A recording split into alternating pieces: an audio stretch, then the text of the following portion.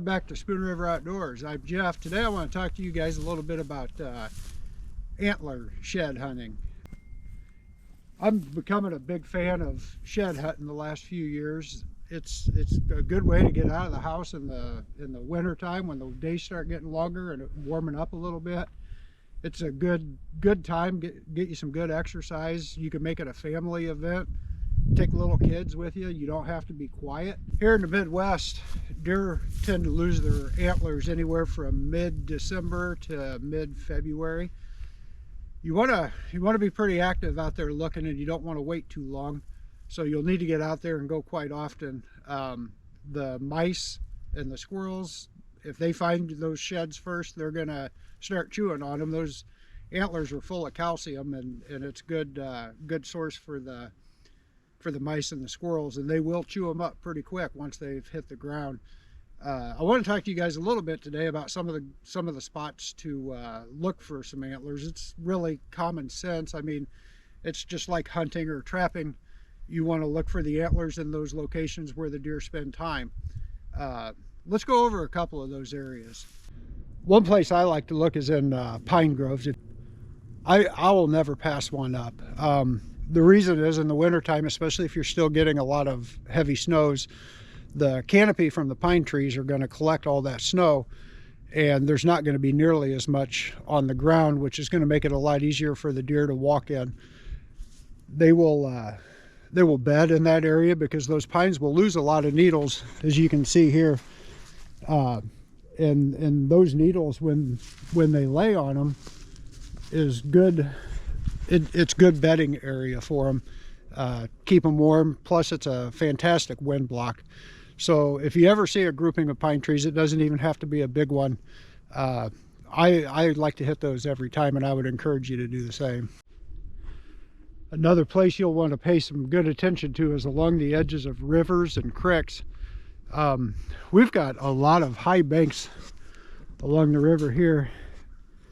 That's just area you can kind of pass up because you know that they're not going to be spending any time on a tall bank like that for drinking.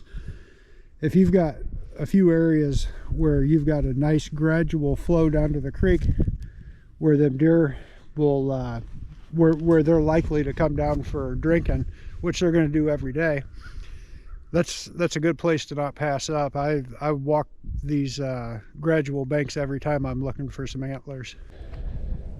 All right, we had just talked about the water source. With that, I should have thrown in food plots also, because eating and drinking is going to be part of their everyday life. When they're not eating and drinking, they're usually laying down and sleeping or resting or conserving energy with the cold. If you know where they eat and drink, and then you know where they're bedding at, that's a lot of what you need to know. You can see here some deer have been bedded down. It's kind of hard to see, but you've got some snow over on the weeds and stuff here, and then you've got the bare areas. It looks like there was 3 or 4 deer bedded down here. That's always going to be key. If you can find out where they're eating, find out where they're bedding, anywhere between there is a good spot that you'll want to keep looking.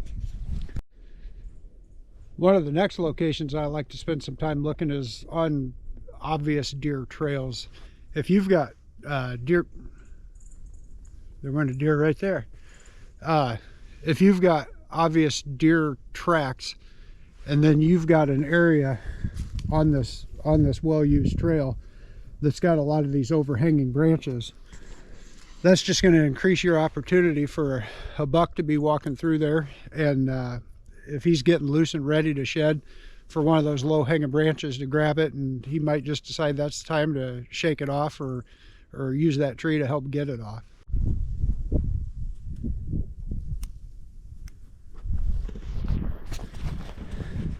Fence rows, guys. Fence rows are a fantastic spot to look, especially if you've got a good fence that's got decent length to it. If you can find one low spot in that fence, those deer will walk a long ways along that fence before they jump a tall fence. Deer are actually kind of lazy animals, if they can be. If you've got a good 4-foot tall fence and you know where there's a spot that fence is down 3 foot tall, 2.5 foot tall.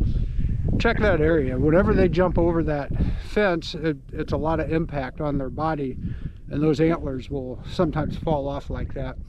That goes for ditches too. If you've got a good game trail, good deer trail that you can see that they're jumping a small ditch or a small creek, check it out. It's worth your walk over there. These grassy pastures, these are a good place to look. There's a lot of land here, a lot of, the deer are going to spend a lot of time out there, especially at night. I prefer to check these out with a pair of binoculars. If you can get with the sun to your back and just try to glass these grassy pastures, it's going to make it a tough place to find them, just because the antlers and the grass a lot of times are the same color. And that doesn't make it easy to find, but they're going to be out there. Don't overlook them. One other spot that I feel like it kind of gets overlooked, and that's mowed paths. If you've got a driving lane or something that's maintained pretty well, like you can see behind me here, you can cover a lot of ground on a mowed path. Those antlers are going to fall off at some point, and if that deer's on there and that's where they happen to fall off, I can see 400 yards here, and if I have my binoculars with me, I could knock that 400 yards out at 12 foot wide real quick, tell you if there's an antler in there or not, and that'd save me a lot of time not having to walk it. Hey guys, I was just walking back to the truck, and I saw this area by these 2 oak trees with scrapes and rubs, and stopped for a minute, was just checking that out, and I looked up when I was getting ready to head towards the truck. And this is what I found. That's a nice one right there. I'm pretty dang excited about this.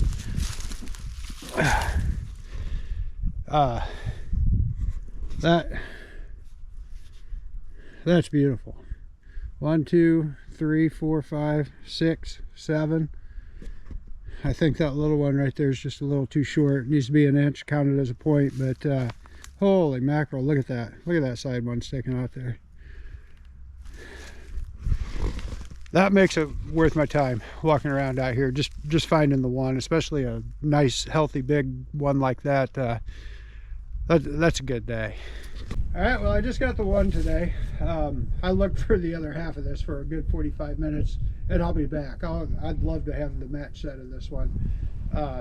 Sometimes you can find them pretty close together, and other times you can cover every square foot for 100 yards in every direction and not find the other one.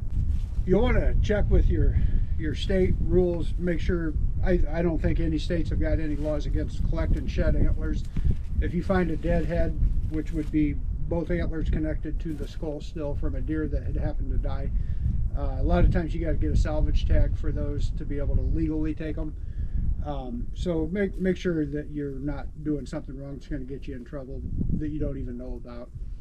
All right, the last thing I want to say is just if you're going to go out shed hunting, and I encourage you to do it, it's a good time, get some good exercise. Devote plenty of time. You're going to spend some time looking for these things. I've probably walked 2.5, 3 miles and spent the last hour and a half out here, and I found the one. Again, that's a nice one. I'm pretty dang happy about it. But I've walked 3, 4, 5 miles multiple days and found 0, and I've walked a couple miles and found 3 before. So, just devote a bunch of time to it. Don't get discouraged. Have fun, and good luck to you.